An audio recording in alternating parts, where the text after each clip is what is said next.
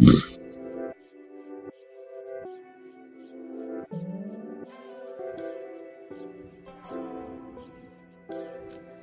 is The Joe Gaither Show on BamaCentral.com.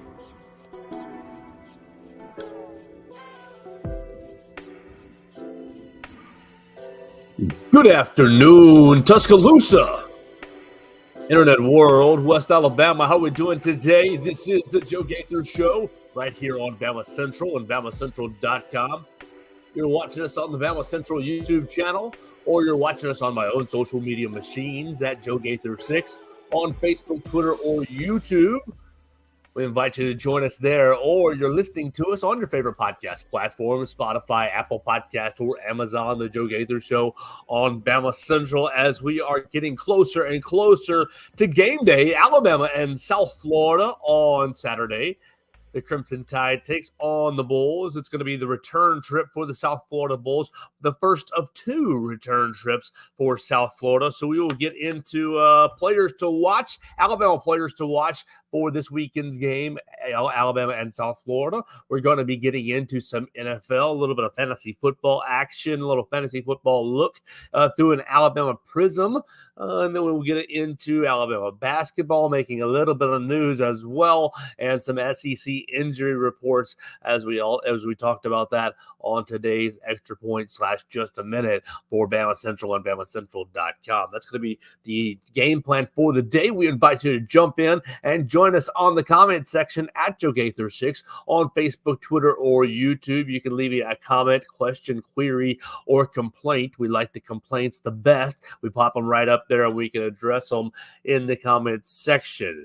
Before we get into the show, we want to tell you about our friend Derek Daniel State Farm. You can find him up there on Highway 69 North, right here in Northport. Call him today, Derek Daniel, 205-758-3391. Like a good neighbor, Derek Daniel at State Farm is there. Red, Reese, and Victoria, they'll be happy to take your call and go ahead and get you a very fast auto, home, life, or auto insurance quote for your insurance. You're thinking about moving, or you're thinking about changing insurance for your homeowner's insurance, or if you're moving into a new apartment for this fall semester, you already did move into an apartment, you're looking for renter's insurance, Derek Daniel and State Farm can take care of you.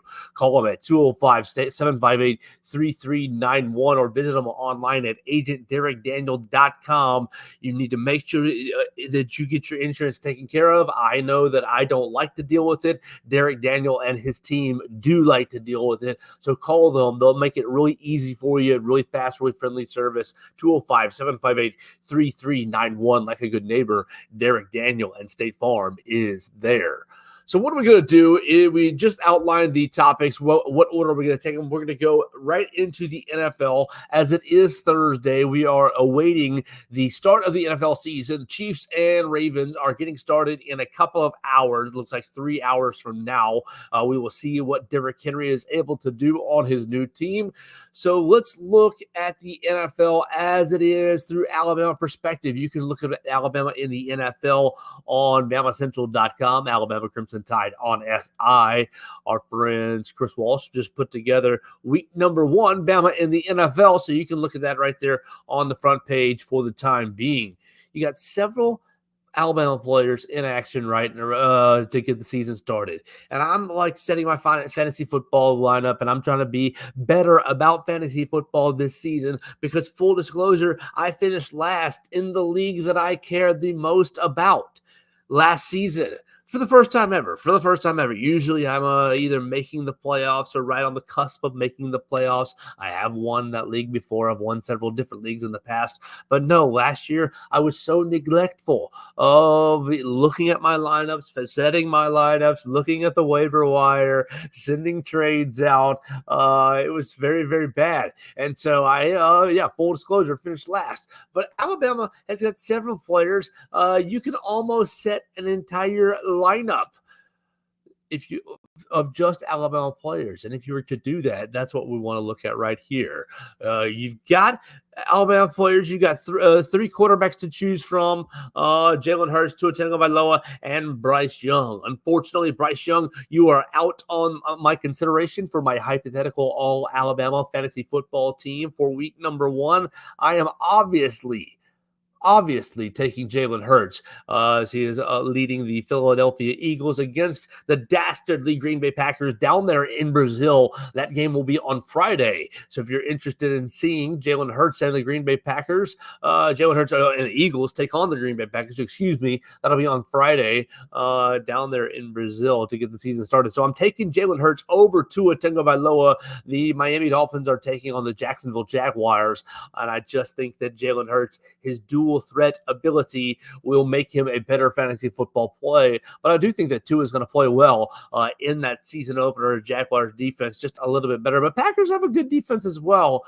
It's going to be kind of a wild card, kind of a roll of the dice. You never know what you're going to get with these international games, and it's going to be very interesting to see these two teams meet in week number 1 in Brazil. But I'm taking Jalen Hurts as my quarterback 1 over Tua. Now, your running backs, you got a lot of good options. You got Derrick Henry tonight, as we just mentioned. They're playing the Kansas City Chiefs, the Baltimore Ravens, with him and his new team. Jahmyr Gibbs, the Detroit Lions against the Rams. You see Josh Jacobs in that game against the Eagles on the other side, on the other offense. He's playing for the Packers against the Eagles. Najee Harris is playing the Falcons. His Steelers are playing the Falcons, and they're kind of having a little quarterback questions as they go into game weekend. They named Russell Wilson the starting quarterback, and now he is having calf issues. So maybe they're going to turn to Justin Fields. So we'll see what Najee Harris's workload is. And Brian Robinson of the Washington Commanders, they're taking on the Tampa Bay Buccaneers. I'm obviously taking Derrick Henry. Look, you take Derrick Henry all day, every day. He's going to be a top 10 play pretty much week in and week out. He's still got the juice, and the Ravens offense is very, very conducive to the running back. Obviously, Lamar Jackson is going to get his carries as well, but it is a very run-first offense, and they're going to get after some teams, get downhill. I think it's going to be a deadly combination, Lamar Jackson and Derrick Henry. So I'm taking Derrick Henry, and I can't take Josh Jacobs because I have a personal rule on my team: no Green Bay Packers allowed on my roster. So sorry, Josh Jacobs, but I do think that he presents a very good play. I think he's going to have a really good season for Green Bay. We'll put my we'll be a little objective here. We'll take away my Chicago Bears fandom. I think that Josh Jacobs was a really, really good pickup for Green Bay, replacing Aaron Jones, who went to Minnesota. I think Josh Jacobs is a 3-down running back, and he proved it over the last couple of years with the Las Vegas Raiders. And he goes to Green Bay, and they've got A.J. Dillon, who's kind of hurt, going on the shelf. They've got a couple other guys who are a little rookie roll the dice plays. Josh Jacobs is the guy. And so I think that he's going to be a really, really good play from a fantasy football perspective. And just from if you're just watching Bama in the NFL, I think that he will have a very good season for the Green Bay Packers. But because of my own personal rule, I'm going with Jahmyr Gibbs.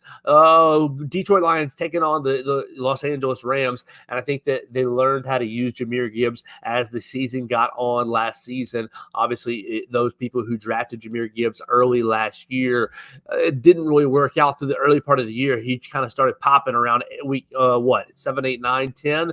But I think that once Detroit learned how to integrate and use him in the offense, complementing with David Montgomery in the backfield, I think Jahmyr Gibbs is going to be your play if you're playing an all Alabama running back room.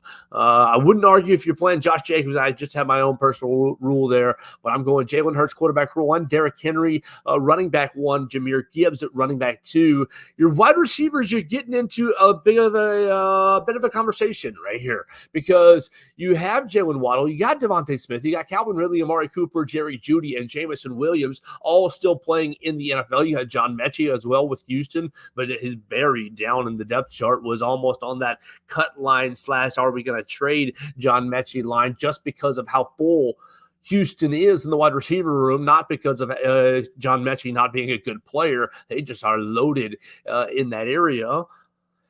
So you're thinking about two wide receivers. What are the best two plays here, fantasy football wise? Look, Jalen Waddle is pretty much always going to be my guy because of what he can do after the catch. If Tua can get him the ball, Jalen Waddle is so explosive that he's going to be making big plays. He's not going to take that. He's not going to need that many opportunities to score you a lot of points on the fantasy football from the fantasy football perspective. And so I am taking Jalen Waddle first. And then the rest of it, you look at Calvin Ridley. I think that he's going to fit in. I think he's going to have a really good year with the Tennessee Titans. And I think they're really excited to get him. I know a lot of people in this area are either Tennessee Titans fans, New Orleans Saints, or Atlanta Falcons fans, but they're going up against my Chicago Bears, and not because of that, but because of the strength of the Bears being their defensive backfield. Kyler Gordon, Jalen Johnson, you got Tyreek Stevenson. You've got three really good cornerbacks who are that's really going to be the Bears' strength defensively. I think the Titans are going to be getting a lot more action offensively, running the football and kind of working things underneath. And I think it's going to be a slow week for Calvin Ridley. So Calvin Ridley doesn't make my squad. You got to take Devontae Smith because I don't really know what you're going to get at quarterback from the Browns. And so when you look at the Browns, there's your Amari Cooper and Jerry Jeudy. They're playing the Cowboys, and you see Trayvon Diggs on the other side, who is known to get all kinds of interceptions. You don't really know what kind of quarterback play you're going to get from the Browns. Is Deshaun Watson even healthy? What are they going to have from under center? So when you're thinking from a fantasy football perspective, can you really trust Amari Cooper and Jerry Jeudy right now? Obviously, Amari Cooper has had a very, very strong individual career, not really been on a lot of winning teams, but has had a very, very strong career. but then you think about Jerry Jeudy. He's looking to revive his career in Cleveland. So he's looking to get his season off to a good start. But so it's going to be interesting to see what kind of quarterback play they get. And then Jameson Williams. Look, you want to see him get off to a good start, but they got Amon-Ra St. Brown. They got Sam Laporta. They've got so many options in the passing game that I think that, look, if you do hit him on a home run ball, you've got a lot of points on your roster, fantasy football wise. That's going to be, he can score you a lot of points really, really quickly. But for all these reasons, his kind of inconsistent usage with the Detroit Lions, I'm taking Jalen Waddle and I'm taking Devontae Smith. And unfortunately, there's no tight ends right now in the NFL. From the University of Alabama. Alabama's got to get Josh Cuevas and CJ Dupree and Robbie Oots into the NFL ASAP. Obviously, all three of those guys have some work to do to get there. But no Alabama guys in the NFL from a tight end perspective worthy of playing on a fantasy football roster. So you leave that spot blank, and you're obviously playing Will Reichert as your kicker. Minnesota Vikings been bombing it during preseason. We'll see if he continues to do that. Hopefully for his sake, he continues to have success. And so we will see what happens as the NFL season kicks off. Week number 1 tonight with the Ravens and Chiefs. And then we got a Friday night action with Eagles and Packers. They skip a day, and then they get into a full slate on Sunday. Obviously, I will pay most of my attention to Bears and Titans at noon. So we will follow what Alabama does in the NFL as the season commences this weekend. Let's keep the episode going before we get into Alabama basketball and then 3 players to watch for this weekend's game against USF. We want to tell you about Purple Turtle Roofing. They're the most reliable roof replacement company in Alabama and Mississippi. Purple Turtle Roofing, whether it's addressing leaks, storm damage, or general wear and tear, they're going to be there to deliver exceptional roof repair for your property. Purple Turtle Roofing is the leading expert in local residential roofing solutions, specializing in providing unparalleled service and quality craftsmanship for all roof replacement needs. Call Dustin Foley and his team today at 877-PT-ROOF-5 for your free roof inspection. That's 877-787-6635. 877-787-6635. One of their qualified employees will come check out your roof for free and make sure that you are prepared for all of life's storms. Visit them online today at roofturtle.com. We got just a small little scheduling note for Alabama basketball. Then we'll get into three Alabama players to watch in this weekend's game against South Florida. And we will finish with SEC injury reports that got officially approved. What was it, yesterday, day before? All right, so that's going to be the docket as we continue on the Joe Gaither Show right here on BamaCentral and BamaCentral.com. We want to get into basketball. Look, we're all excited about Alabama football getting into week number 2, but Alabama basketball is coming. And you guys know, if you've listened to the show any at all, I love Alabama basketball. We're getting into that very soon. Alabama basketball today agrees to an exhibition against Wake Forest in Birmingham on October the 19th. That's really going to be the first official action of the year. Last year, Alabama basketball goes up to North Carolina and plays Wake Forest and loses 88-80. So obviously you don't take what happens in the scrimmage to mean that the season's going to go one direction or another. It's just the first action. And so we're all going to be very excited. That's going to be an event put on by Night ED. And so we'll get some action on October the 19th. And then you're going to, obviously, this has already been announced. You already knew this. Alabama's playing Memphis in Huntsville in an exhibition as well on the 28th of October. And so that's really going to be two big exhibition games for Alabama basketball before the season gets officially tipped off. Alabama basketball announcing the Wake Forest matchup in Birmingham today on October the 19th. A lot of fun. I think that's great. I think it's perfect. The NCAA pretty recently enabled you to play 2 exhibition games in your state.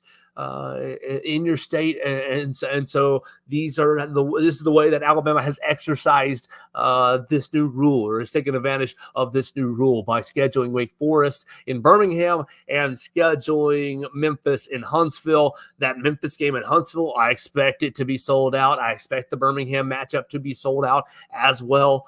It's going to be the smaller arenas, and everybody's going to be excited for the season. Look, Alabama basketball is probably going to be a top 5 team entering the season. The same rant that I have for football applies to basketball for preseason polls for basketball. Obviously, you can project talent, but you never know how the cohesion, how the chemistry is going to work out. But it is very exciting what Alabama basketball season projects to be. And it's all going to get going in Birmingham against Wake Forest on October the 19th.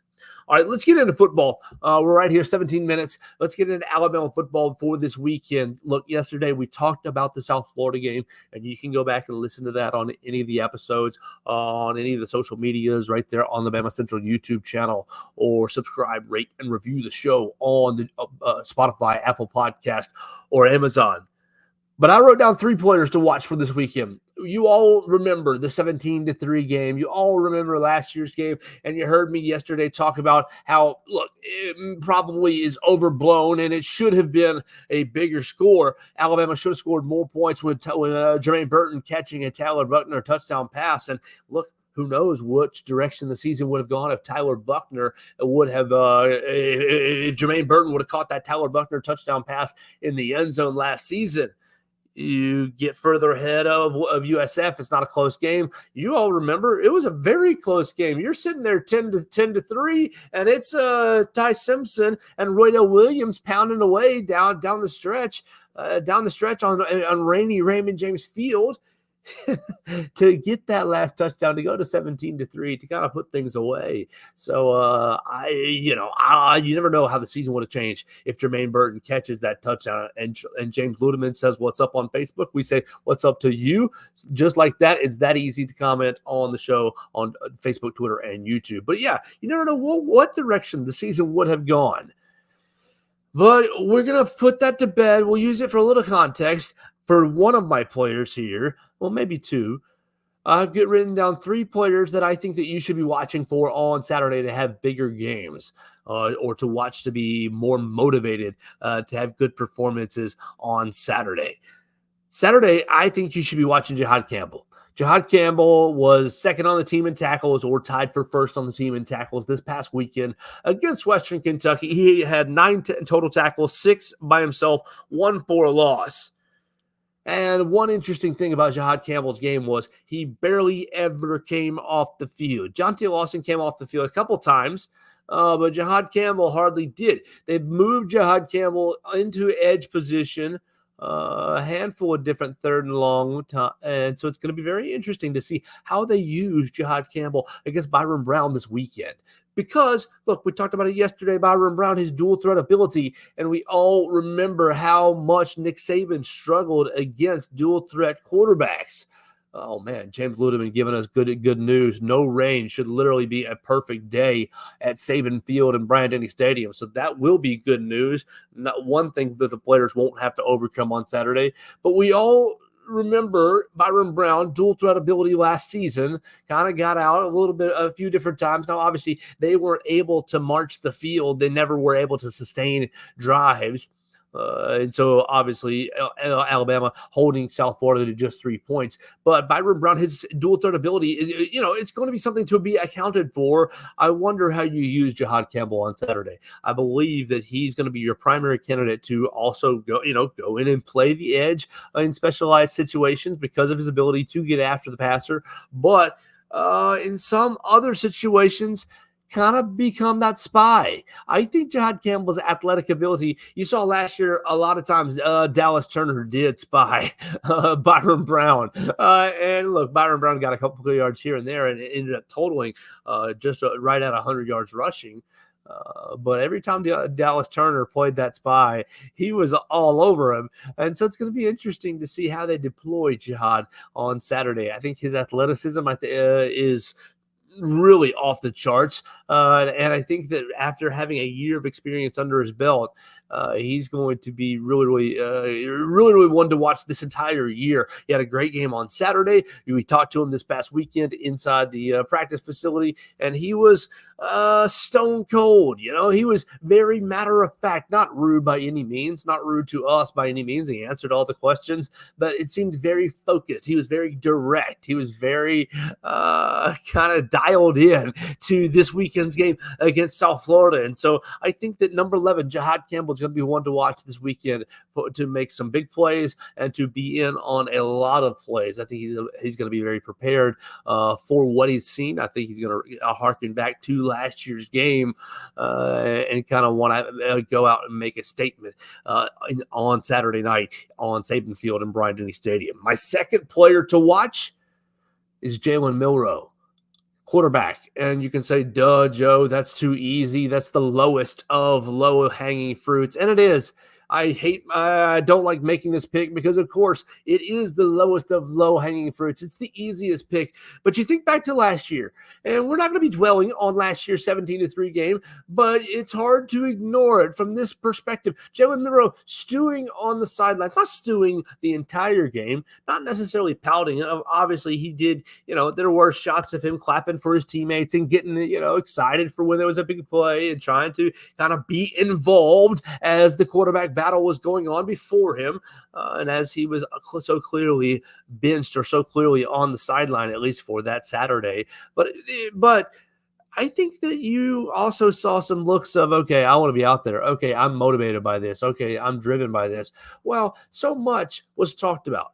The South Florida game last year changed the season. Jalen Milroe, how motivated are you? How motivated are you to show that the benching, how did you respond to the benching? And there was all kinds of talks on Monday, Tuesday, when Jalen Milroe got that news, he didn't respond well and he pouted. But by Thursday, Friday, Saturday, he was all in on helping the team, this, that, and the other. There was all kinds of narratives and talk about last season and Jalen Milroe's response to not playing in that game. I think he's going to have an exceptional game. I think he's going to put on one of his signature games. Look, on Saturday against Western Kentucky, he's 7 of 9 for 200 yards, 3 touchdowns, 78% completion. 10 carries, 79 yards, and 2 touchdowns. Really, really good game in limited action. I think that he knows that he is in an offensive engine this season that has a lot of answers and has a lot of ways to score a lot of points. And we didn't get to talk to Jalen Milroe this week. I think a lot of it was to shield him from some of the questions and narratives that I just brought up. And that's A-okay, no problem. We talked to him after the ball game, and I'm sure that we will talk to him after this weekend's ball game. And I'm sure that they will make him available before the Wisconsin trip as well. But I think he's going to be have that extra juice this week. I think it's going to be a very special Jalen Milroe game this week. I think that he's going to be one to watch. So he's my number 2 player to watch. I got number 1, Jahad Campbell. Number 2, Jalen Milroe. Number 3, we will try to go off the wall just a little bit, and we'll go LT Overton at the bandit position. Number 22, LT Overton. This past Saturday, the transfer from Texas A&M had 4 tackles, 1 solo tackle, 4 total tackles, kind of rotating in behind Jamarian Latham. And so I think that he is going to be one to watch because of the speed that the South Florida is going to be playing with. I think he's going to be caught on the field a lot. Not caught on the field. That's a bad way to phrase it. I think he's going to end up on the field a lot. The rotations are going to be shrunk down just a little bit just due to the hurry-up offense that South Florida presents. You're going to be on the field the entire possession until you can get off the field, bud. You can look at the sidelines, but you're not going to have enough time for your backup to come on the field before South Florida's up at the line of scrimmage ready to snap it again. So because of that, I think you're going to see series where Jamarian Latham's out there. I think you're going to see series where LT Overton is out there. And I just, little feeling that LT Overton's going to be involved in a pretty impactful play. It's going to be in there for enough plays to where after the game, people are going to be writing about LT Overton and his performance. Oh, he's really coming along. How is he transitioned from Texas A&M to Tuscaloosa? Blah blah blah. You're going to be writing those kinds of stories about LT Overton and how have you come along this season? And we're going to have a lot of fun on Saturday night. Like I said yesterday, I think I'm sticking with I'm still feeling it. 55-17. I think I'm still feeling it on Saturday. My note here is LT Overton, how to stop the hurry-up offense. And my notes are how to stop the hurry-up offense, stopping first down. Look, it's so dangerous, the hurry-up offense, when it's in rhythm. Oh, here we go. 6 yards here, and we're going. We're off and running. 6 yards here, we're on the ball. Hit 5 yards there, we're first and down. 6 yards here, we're on the ball again. 4 yards there, first down, right? We're just in rhythm, and we're coming at you. And it's attacking, and it feels like it's coming downhill at you. And it's very, very challenging to stop. But when you can, it's first down, and we're on the ball, and bam, you get that stop for a loss. Oh, it's 2nd and 11. Oh, it's tackle for no gain. It's 2nd and 10. Oh, it's tackle for 1 yard gain. It's 2nd and 9. It's that first down is going to be really, really important. Really, really important to get that stop for a loss or get that stop for a net neutral gain. Do one of these early down stops. Put them in 2nd and 7, 2nd and 8 and 9 and 10. You get them into those 2nd and longer situations. That's how you're going to stop this hurry-up offense because, boom, 2nd and 6, it's incomplete pass, and boom, now it's 3rd down and 6, and you got a chance to get off the field quickly. And their time of possession, their defense goes back on the field. We saw it on Saturday. Everybody's been kind of crying and moaning about Alabama's 20-some play drive that they gave up to Western Kentucky. Oh, well, look.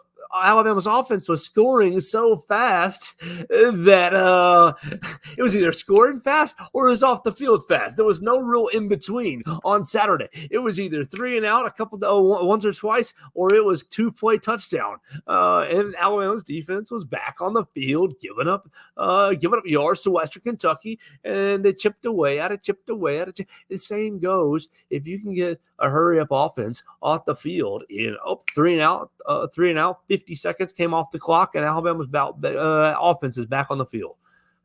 You're going to really get after some teams, and I think that's going to be the real focus on Saturday is winning first down. And so you look at Jahad Campbell and look at LT Overton. I'm just picking those 2 guys out because they're the 2 defensive players that I picked for our 3 players to watch for the week. I think that you're going to have really, really important assignments of winning on first down, really attacking their man, whether it's going to be in run, and you will see a lot of run, right? I think that Byron Brown is going to get after you a lot in quarterback run.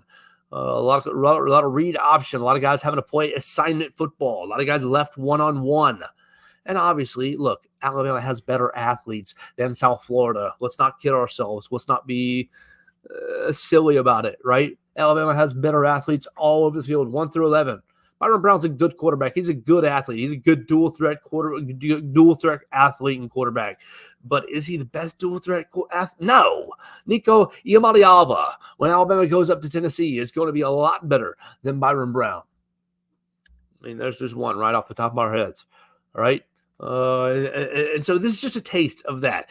But you got to win on first down. That's going to be my main focus. That's going to be my main emphasis for Alabama's defense. Obviously, yesterday we talked about playing with intensity and playing, all out and making, even if you make mistakes, you got to play at a high level. But I think that going a little deeper into it and a little more football focused, I think it's going to be winning on first down, is putting USF into situations where they are 2nd and 7 and longer. When you're doing that, then it's much tougher for Alex Golesh and the South Florida offense to say, yeah, we want to get on the ball and snap it at 25 seconds and, risk the second down play being another net neutral play, right? You get it. It's 2nd and 9, and you go hurry up offense, and you do inside inside zone, a little counter action, and Alabama stops you for a 1-yard gain, and boom, it's 3rd and 8. It's 3rd and 8, and you're behind the sticks. And okay, are you getting back on the ball? Hurry up again. I think it becomes a little more challenging from the South Florida perspective when you win on first down. So that's going to be kind of a little more inside football for Alabama's defense. As we continue on in the show, we want to once again thank Derek Daniel and State Farm for sponsoring the program. You can call him at 205-758-3391 or visit him at 4604 Highway 69 North, Northport, Alabama, 35473, just about a mile off of McFarland Boulevard. You go just past, past the Taco Bell, past the Publix, just past the Tiger Rockets, going to be on your left. Derek Daniel and State Farm, you can call them at 205-758-3391 for all your home, life, and auto insurance needs, your renter's insurance needs, your boater's insurance needs. I know the summer is winding down, so boater's insurance may not be the thing right now, but they can help you take care of really anything that's on your plate. They want to make it easy and simple for you. Call Red, Reese, and Victoria today at 205-758-3391 for all of your insurance needs. Like a good neighbor, Derek Daniel and State Farm is there.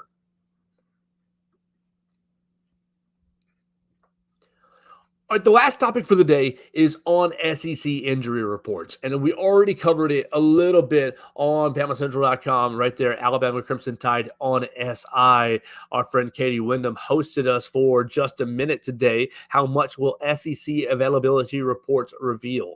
And I just want to kind of expound on that just a little bit. Obviously, we won't make that the headline of the show because we don't want to take away from just a minute's clicks. But we do want to talk about availability reports for people who didn't see it in 2 minutes. Look, you've got several different. I'm going to see if I can find what I was looking at earlier. Yeah, here we go.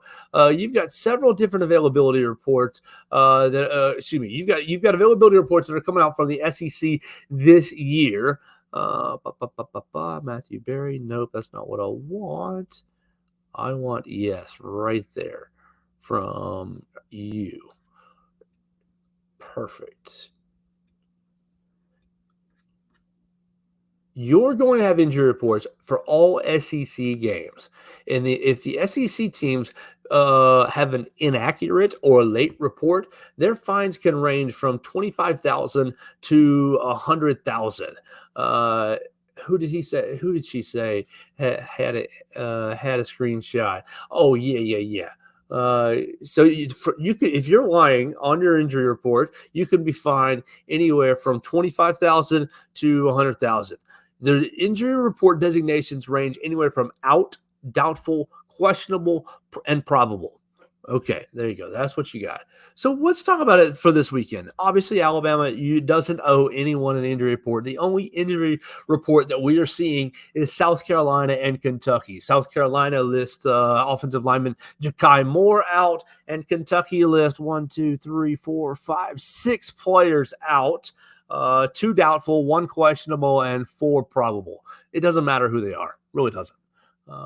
Let's kind of parallel it to Alabama. Alabama right now is dealing with pretty good injury health, pretty good health overall. And so I don't know who was in a black jersey today, but I do have a good guess of a couple of people. You think about Jaden Roberts and his hand injury. Obviously, he played this past Saturday. I think that he will be playing this Saturday again. Does he belong on Alabama's list as probable, or is he cleared? And he's not even on the list because he's not wearing a black jersey. I'm not real sure what his designation would be. You're going to have some gray area right there. But what I do know is I think that Jeremiah Alexander, is he a redshirt freshman by now, or is he a sophomore by now? The 5-star from Thompson, was a defensive lineman, has moved to inside linebacker and has reportedly done well in his transition. Kind of struggled for a little bit at the beginning, but now has kind of caught on. Jeremiah Alexander, he's going to be probably listed as out. All right, so there you go. But the interesting designation goes to Caden Proctor because we talked about it yesterday. Who's going to play left tackle for Alabama? And it was all about, okay, is it going to be Elijah Pritchett? Is it going to be Tyler Booker? Are you going to flip Wilkin Formby over there? Is it going to be Miles McVay? You got a lot of options. We talked about it on yesterday's program, pretty much the whole first segment. What do you do with Caden Proctor in this injury designation? You think about this week, and you listen to Kalen DeBoer, and he says yesterday on Hey Coach, I think he's day-to-day. He says basically the same thing on the SEC Coaches teleconference. I think he's going to be day-to-day. He's basically, we're evaluating it right now. We're kind of day-to-day. We're feeling it out. So would that be, is he day-to-day like he could play, but we're just holding him out because we are being precautious? Okay, fine. Like, look, that happens all the time. Billy's hurt. Billy needs an extra week, because we're playing a scrub team. But is he listed as probable? But we are going to hold him out. So should you list him as out, or would he be listed as one of the other ones, doubtful or questionable? We're thinking about it with Caden Proctor. Is he questionable to play this weekend? I think that's probably fair. Is he doubtful to play this weekend? I think that's definitely probably fair. I don't think you're going to see him this weekend, but I think that if Alabama were playing the Georgia Bulldogs this weekend, if Alabama were playing the Texas Longhorns, the Ohio State Buckeyes, if Alabama were playing the national championship game on Saturday, then I do think Caden Proctor would play. But they're not. Alabama's playing South Florida. So how are you going to designate? I think that it becomes a very interesting debate because I do think that if it were just, like I said, a national championship game, if it were a bowl game, if it was an SEC title game, if it was the Iron Bowl on Saturday, then Caden Proctor would be playing. I think that he is good enough to say, you know what, put me in, coach, strap it up. I'm going to, give me the bit and let me bite down and grin and bear it. We're going to do it. But I think because it's South Florida, because it's an inferior opponent, you feel way less pressure to put him out there, way more pressure to protect him from himself and say, you know what, we got bigger battles down the road. We're going to Wisconsin next week, right? You hold him out. And so how do you designate that? Do you designate it that he can play, and so he's probable? Or is it just strictly through the lens of what we will do with him, what our program will do with him? So our program's going to hold him out, so we're listing him as out. I think that right now, Kalen DeBoer probably knows what Alabama's going to do with Caden Proctor. Probably doesn't know what Alabama's going to do at left tackle. It probably doesn't have that set in stone quite yet, with still 2 days until kickoff. But I do think that he knows that Caden Proctor is or isn't playing. And I think he's leaning towards isn't, due to what you've got coming down the line. At Wisconsin, Georgia coming into town, boom, then you're at Vanderbilt. It's all coming, right? Okay. If you can buy Caden Proctor an extra week to get healthy, to be healthy, then I think you do it. And so I think the injury designations are going to be very interesting this year. And again, they only apply to SEC games. So Kalen DeBoer doesn't have to deal with this week against South Florida. He doesn't have to deal with it next week against Wisconsin. He won't have to deal with it the week after in a bye week.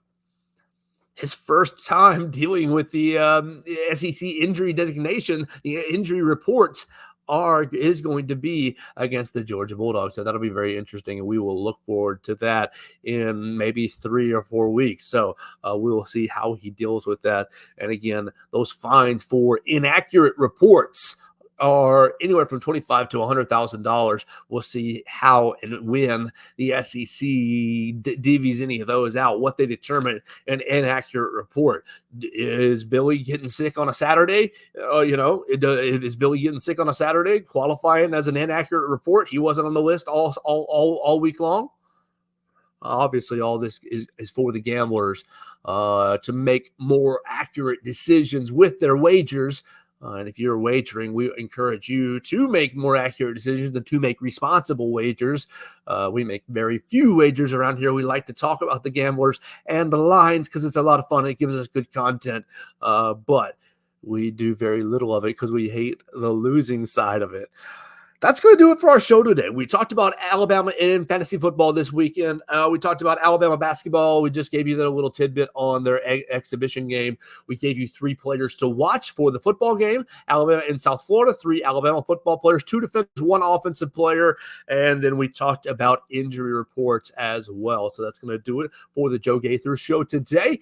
We want to thank Druid City Music Hall for putting us on each and every day. Druid City Music Hall, you can find them at druidcitymusichall.com. They are the premier place for live music on the Strip. And tonight, Charlotte Sands and Taylor Acorn are taking over the stage. On Friday, Zach Hood is giving it a go. Next week, again, another Thursday, Friday set. You got Tyler Braden and Waylon Wyatt and Baker Blankenship hanging out together on Friday. So it's going to be another Thursday, Friday set. Pretty much the rest of the month. Again, on Thursday, September 19th, they kind of have a little private event that Wednesday. Then Gavin Aycock is already sold out. So look, they're bringing in a lot of big names. Druid City Music Hall. Go down there and check them out on the Strip today and enjoy yourself in Tuscaloosa's premier place to watch live music on the Strip. That's going to do it for the Joe Gaither Show today. We'll be back for Football Friday tomorrow to get you set up for Alabama and South Florida, and many, many more games on the docket for Football Friday.